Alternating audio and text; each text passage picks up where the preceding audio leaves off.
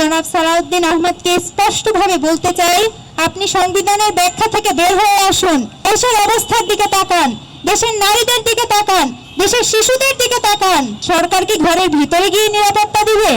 সরকার কি ঘরের ভিতরে গিয়ে আইন শৃঙ্খলা বাহিনীকে প্রবেশ করাবে? কি হাস্যকর কথাবার্তা।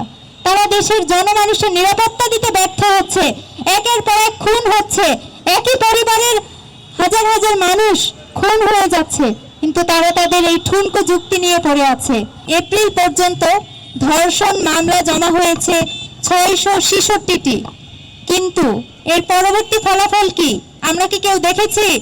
একজন ধর্ষকের দৃষ্টান্তমূলক শাস্তি কি আমরা দেখেছি? আমাদের ছোট্ট শিশু রামিসাকে যে ধর্ষণ করেছে, যে নরপশু হত্যা করেছে, সে ইতিমধ্যে একজন আসামি ছিল, যাকে জেল থেকে ছেড়ে দেওয়া হয়েছে। এর ফলশ্রুতিতে আমরা দেখতে পেয়েছি সে কিভাবে একজন নিষ্পাপ শিশুকে নৃশংস উপায়ে হত্যা করেছে।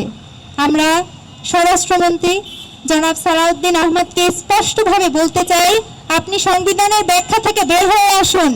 আপনি সংবিধানের ব্যাখ্যা থেকে বের হয়ে দেশের অবস্থার দিকে তাকান, দেশের নারীদের দিকে তাকান, দেশের শিশুদের দিকে তাকান, দেশের নিরাপত্তার দিকে তাকান। আমরা যখন দেখি এক একটা দুঃখজনক ঘটনা ঘটে, তখন আমরা বিভিন্ন নিউজের কমেন্ট বক্সে একটা কমেন্ট পাই, সরকার কি ঘরের ভিতরে গিয়ে নিরাপত্তা দিবে? সরকার কি ঘরের ভিতরে গিয়ে আইন শৃঙ্খলা বাহিনীকে প্রবেশ করাবে?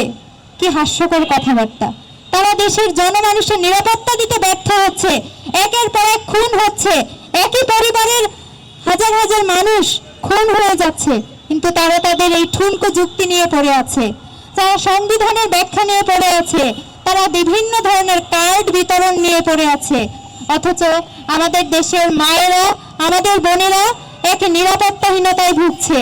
আমাদের শিশুরা যেখানে তাদেরকে প্রাণোচ্ছলভাবে খেলার কথা, যেখানে তাদের উচ্ছ্বাস করার কথা, সেই উচ্ছ্বসিত মাতৃভূমি আমরা তাদেরকে দিতে ব্যর্থ হয়েছি।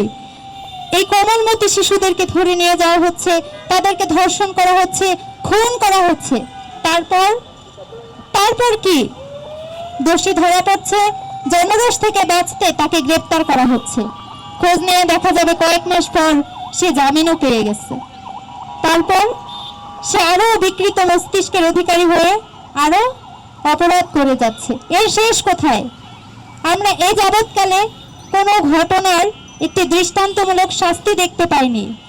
দেশের ক্রমবর্ধমান আইন শৃঙ্খলার যে অবনতি হচ্ছে, দেশের নিরাপত্তার যে অবনতি হচ্ছে, বিশেষ করে নারীদের এবং শিশুদের যে অনিরাপত্তা আমরা দেখতে পাচ্ছি, সেই বিষয়ে সরকারের আমরা ন্যূনতম কোনো ভ্রুক্ষেপও দেখতে পাচ্ছি না।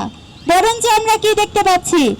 সরকারের এমপিরাই নারীদেরকে ভোগ্যপণ্য বানাচ্ছে। অত্যন্ত লজ্জার আমাদের জন্য। যেখানে আমরা নির্বাচনের আগে দেখেছি তারা নারী নিরাপত্তার বলি বলছে, তারা নারীদের অধিকারের কথা বলছে, সেখানে ভোটে তারা সরকার গঠন করার পরও নারীদের নিয়ে কোনো চিন্তা করছে না। তাহলে এসব কি নারীদের ভোট টানার জন্য ফাঁকা বলি ছিল? আমরা তো কোনো দৃশ্যমান কোনো উদ্যোগ দেখতে পাইনি।